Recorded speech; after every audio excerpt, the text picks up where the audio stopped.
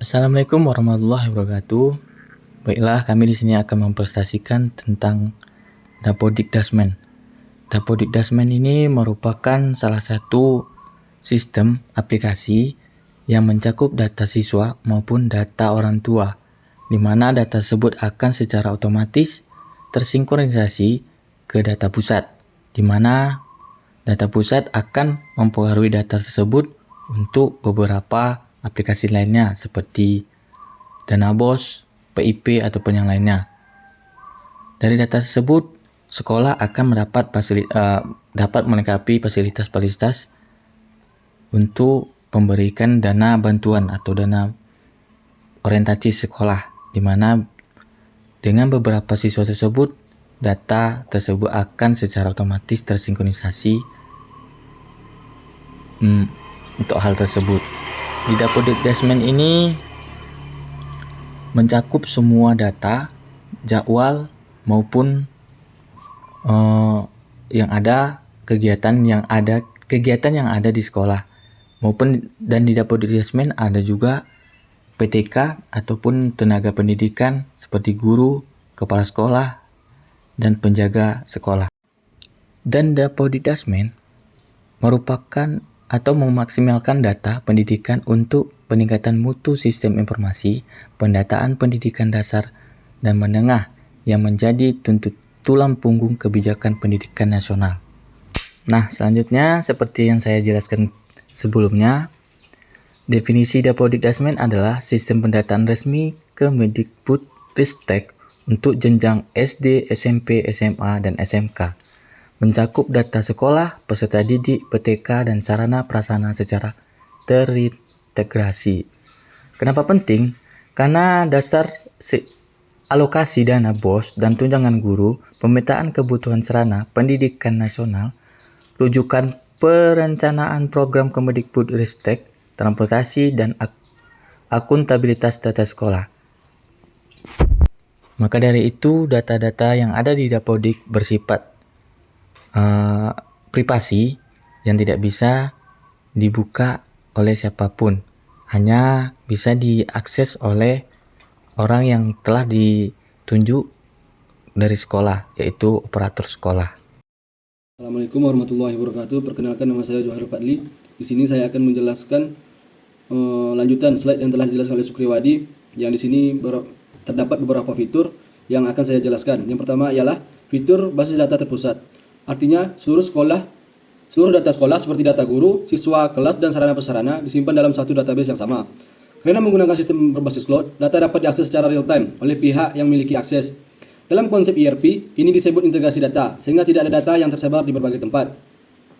Fitur berikutnya ialah formulir pendataan terstruktur. Semua data dimasukkan melalui formulir yang sudah memiliki format standar, memulai dari profil sekolah, data guru, dan peserta didik, rombongan pelajar, hingga sarana dan prasarana. Dengan format yang sama, data menjadi lebih mudah diproses, dianalisis, dan mengurangi kesalahan input. Nah, fitur yang ketiga ialah validasi otomatis. Sebelumnya data dikirim ke server pusat. Sistem akan memeriksa apakah ada data yang salah, kosong, atau tidak sesuai aturan. Misalnya, nik siswa tidak lengkap atau tanggal lahir tidak valid. Dengan adanya validasi ini, kualitas data menjadi lebih baik, sehingga informasi yang dihasilkan lebih akurat. Fitur yang keempat ialah sinkronisasi berkala. Setelah data sudah benar, operator melakukan sinkronisasi sehingga data dikirim ke server pusat. Proses ini memastikan bahwa data yang ada di sekolah sama dengan data yang ada di pusat. Dengan demikian, pemerintah selalu memperoleh data terbaru untuk memperluas perencanaan dan pengambilan keputusan.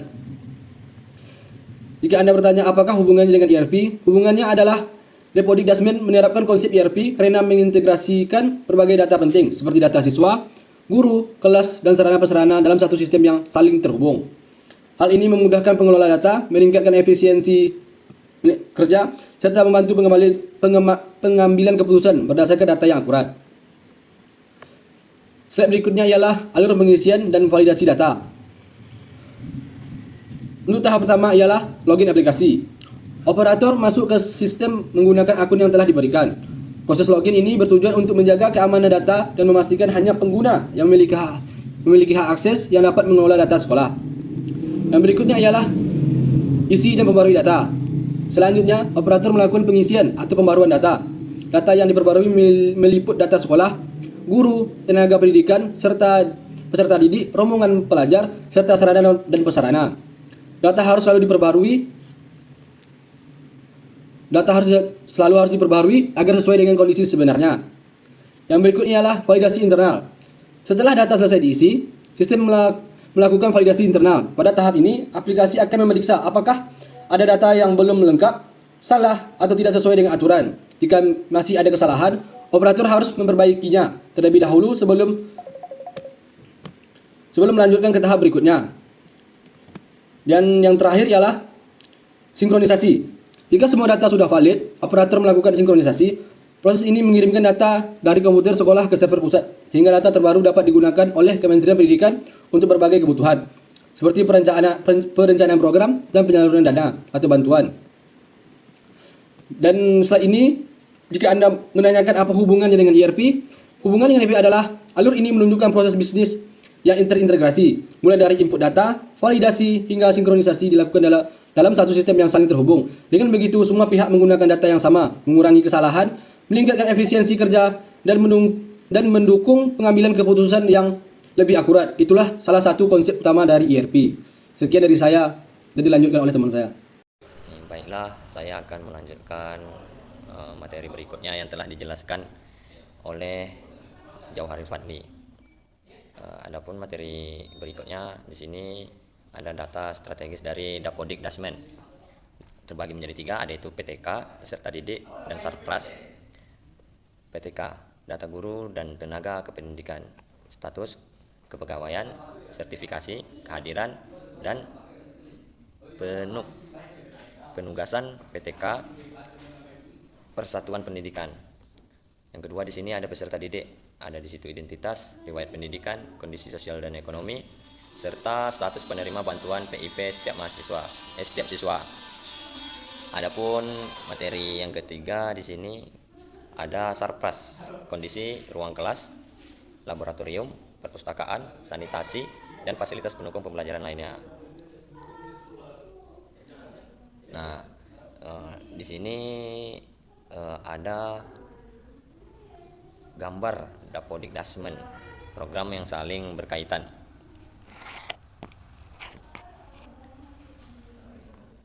Ada itu tunjangan profesi guru, program Indonesia Pintar atau PIP, rehabilitasi Sarpras, pemetaan zonasi, penempatan guru, alokasi dana BOS.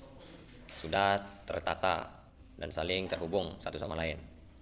Nah, data sebagai dasar kebijakan. Data Dapodik Dasmen bukan sekedar administrasi atau administratif. Data ini menjadi fondasi perencanaan program lintas unit di Kemendikbud, Ristek maupun pemerintah daerah. Nah, di sini ada keterangan sedikit. Akurasi data langsung menentukan tepat sasaran atau tidak bantuan yang diterima sekolah.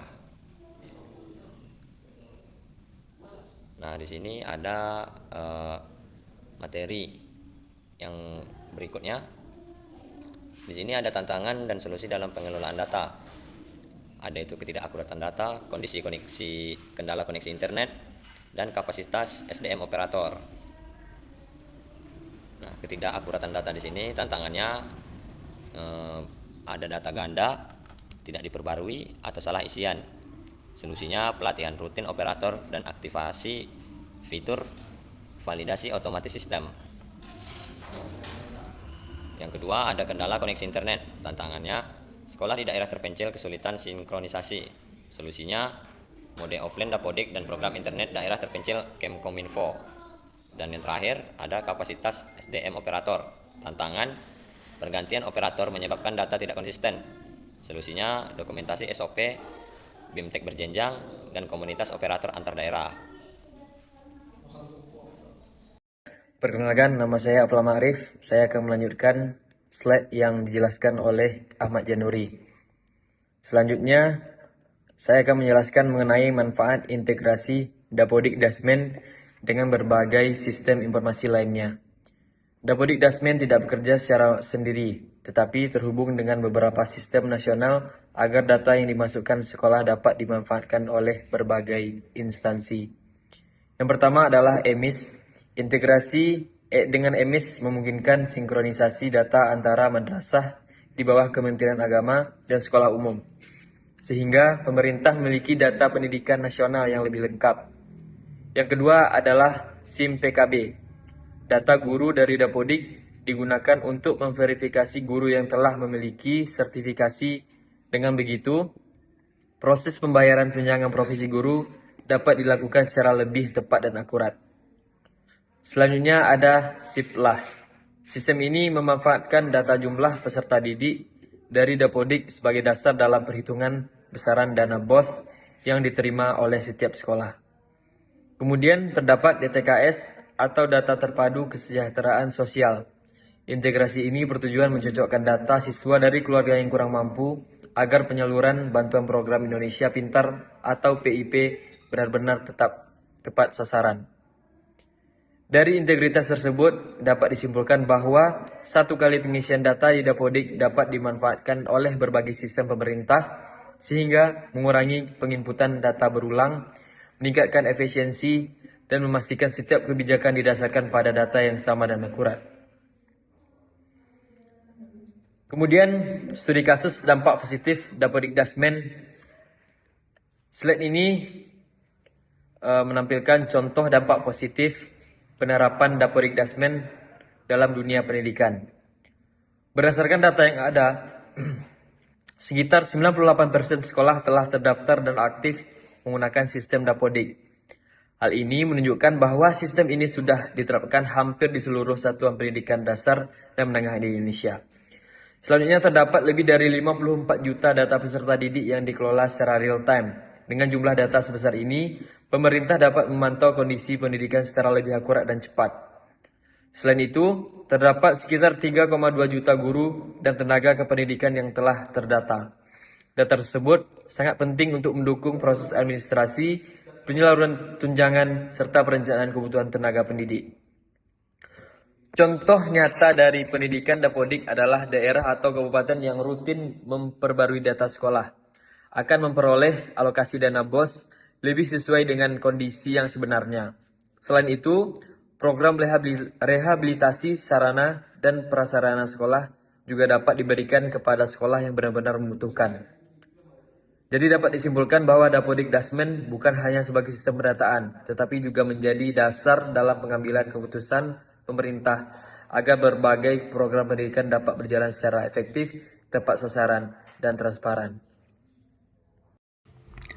Nah, di sini saya akan menjelaskan tentang beranda yang ada di Dapodik. Sebelum kita masuk ke beranda, kita akan diarahkan menu login, di mana di menu login ini kita yang akan masuk dengan email yang telah terdaftar di Dapodik Dasmen. Di sini sebagai contoh ada sekolah SDN Sepinang yang menggunakan email yang telah terdaftar dan terverifikasi oleh di Dapodik Dasmen.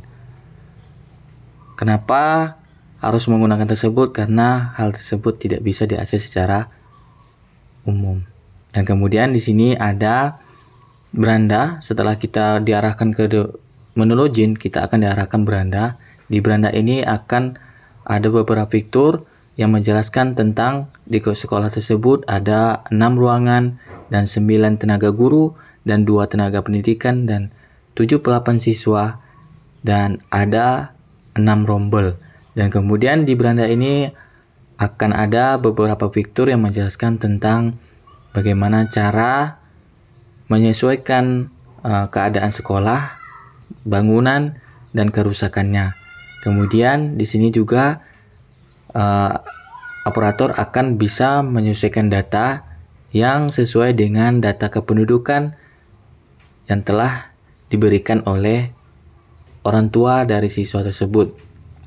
Kemudian di sini juga operator juga bisa memasukkan beberapa data guru tenaga pendidikan, di mana operator akan menyesuaikan gaji secara berkala. Gaji apapun itu akan diakses secara tertutup atau secara manual oleh operator tersebut.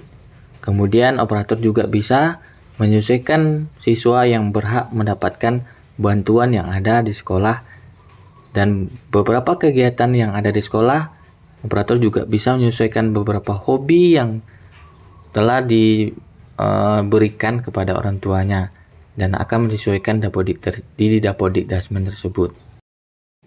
Kemudian di sini ada Dapodik Dasmen yang bisa diakses secara umum, di mana di sini akan menjelaskan beberapa fitur yang ada di Dapodik Dasmen.